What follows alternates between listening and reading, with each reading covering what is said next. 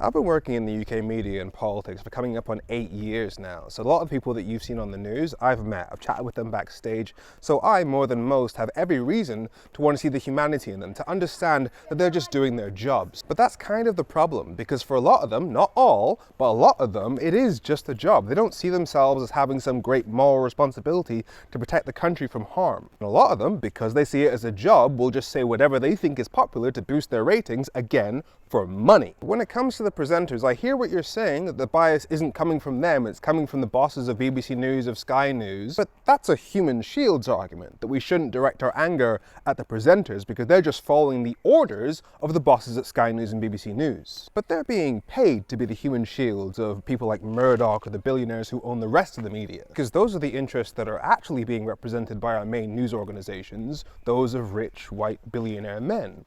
But if Rupert Murdoch was doing the news from his mansion, telling you to hate immigrants, not billionaires, it wouldn't be quite so convincing. Which is why they hire teams of diverse presenters to push out their message through more human faces. And those presenters, they're getting paid to be the human face of those people, right? And they know the stakes involved. They know that if they help elect governments that take money away from the people that need it the most, people will lose their lives in the hundreds of thousands. They know that if you help elect governments that don't believe in experts and tell people to shake hands with COVID patients during a pandemic, again, thousands of people will die. They know that if you don't give people accurate information about Brexit, the biggest policy of the last 40 years, and how it will affect the NHS, again, thousands of people will die. They know that if you allow immigration to constantly be the front page news and not the massive inequality in the UK because the billionaires hoard all the wealth, and that'll breed the kind of bigotry and anger that we saw on the streets last summer, with Muslim people hiding in mosques that were being attacked with fire. To know all of that and still spread that bias for a paycheck? No, there is no mercy coming from me.